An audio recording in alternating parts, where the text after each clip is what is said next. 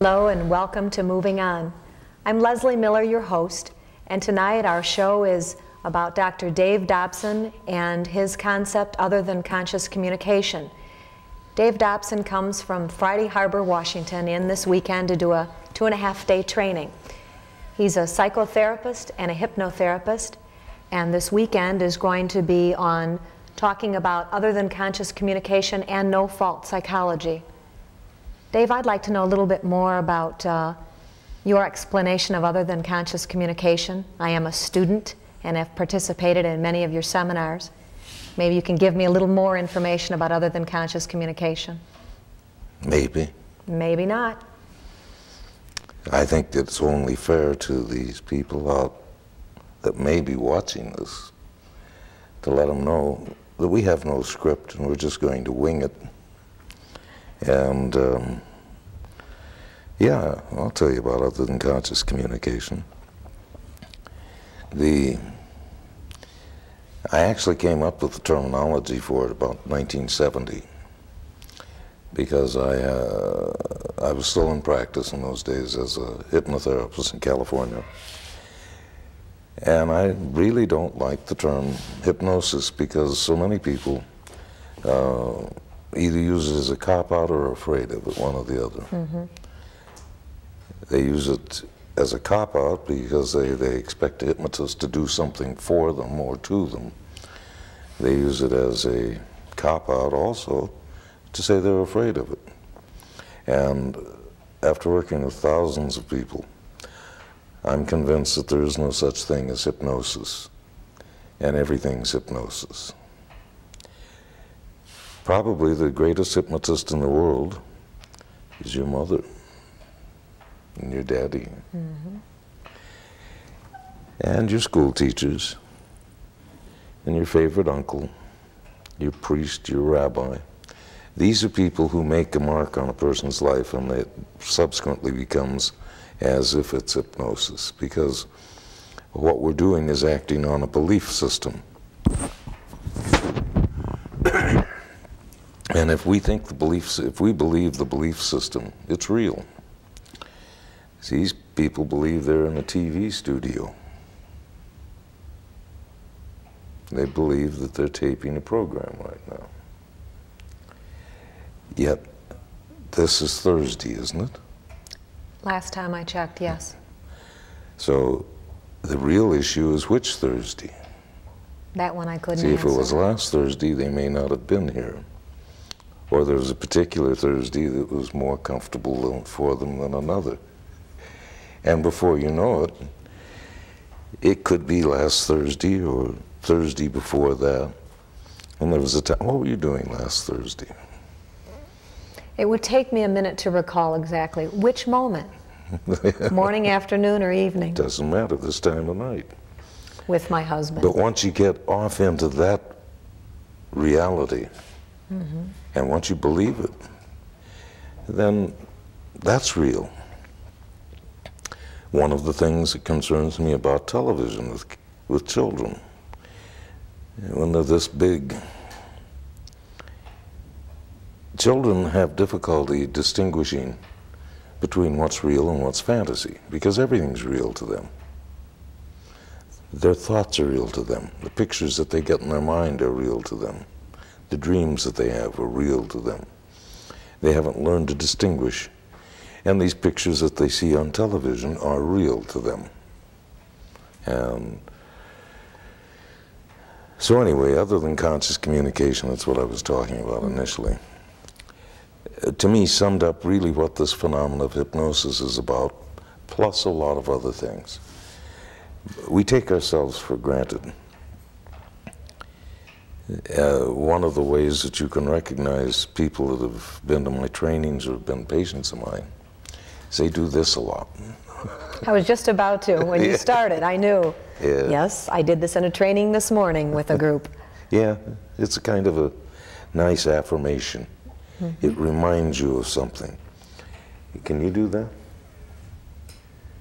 From here, back up the middle of your shoulders, about 159 muscles. I haven't met anyone who can name them yet. Yet they can do this. Yet they never go around giving themselves a pat on the back saying, look what I can do. I can do this. I can walk. I can articulate all of these muscles of the jaw, the throat, the larynx, the vocal cords. I can ingest air and expel it at a precise enough rate, just the right shape to my mouth, to form words that communicate a sound which we've commonly agreed upon to have meanings. That's called language, and that's called speaking. All of these things, thank God, we do without having to think about it consciously. And tie your shoes. Mm-hmm. The mere act of walking requires a coordination of over 600 muscles. And if you watch a toddler, and that's the reason they call him a toddler, is because that's what he does, toddle. He still hasn't learned how to coordinate all those muscles. But once he learns it, it is out of his conscious mind. If we had to stop and think about everything we do consciously, we wouldn't have any time to do anything. A good example is most people can identify with it. When you learn to drive a car, first you're very aware of the driving initially, and you overcorrect. If we were to go through life having to drive a car like we did when we were first taking lessons, when we were first in the car, it would be hectic. And a lot, and jerky. I remember it being very jerky. What we do is we automate it, relegate it to the other than conscious, and then we go ahead and do it without having to even know how we do it. In this area of other than conscious are other parts of our minds where the belief system is. And it's these belief systems, I think contemporary psychologists are attempting to affect that area of the mind, but I think they're going about it backwards. For example, they're talking about self-esteem. Have you ever seen a self-esteem? How would you build a self-esteem if you can't see one? With great difficulty. That's true. That's true, very difficult. But by the same token, we act as if it is something. Like self-esteem is something that's real. It's not, it's the result of something. And what it's a result of is the essence of the way we feel about ourselves and the way we respond to ourselves and think about ourselves. And I think one of the books that made an impact on me years ago was a book called Psycho-Cybernetics. And Dr. Maltz wrote this book. Maltz is a plastic surgeon. And what he'd noticed was that people would complain and act in a certain way because they weren't beautiful or they weren't handsome, they had an ugly nose or something.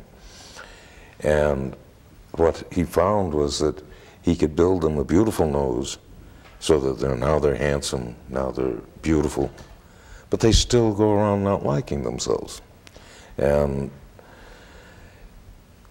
he's the one that described a thing called self-image psychology, and for a while I've subscribed to that idea. I thought that made sense, that we carry around this image of ourselves and then live down or up to it, one or the other. Until I began to really appreciate how this mind of ours functions and how we associate ideas. And I'm convinced now that we don't have a self-image. What we have is a collage. Remember those things that kids bring home from kindergarten and first grade where they take pictures out of magazines and put them in a collage? Yes. And what we have in our mind is an imprint of this collage of the way our grandparents treated us, the way our parents treated us, how they responded to us, how we responded to them. And from this huge collage in our mind, we get a sense of our own self, and then that's what we operate off of. How do you know when to pick the right picture for the right moment?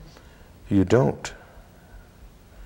It's nature's an uncritical thing, And nature just is nature, and we're a part of nature. I hate to tell people that. I think that there's some people that have an idea that we're above or beyond nature. And I don't believe so. We're a part of nature. And so as a consequence, we absorb everything that's in our environment. When we're very little, we're totally uncritical of the way we absorb information. You remember in the 2-week thing that I do, the example I give about a 2-year-old, where I say, if I were a crazy parent, an amateur parent, you know, I'd say, hey, honey, come here and sit in this brown chair. Well, now this chair, oh, I came close on brown. Let's call it yellow. Sit in this yellow chair, okay? Now, if you're 2 years old, you're going to follow the hand movements. You're going to follow my eye movements. And you'll come and you'll crawl in this chair and you get a reward. I say, good girl.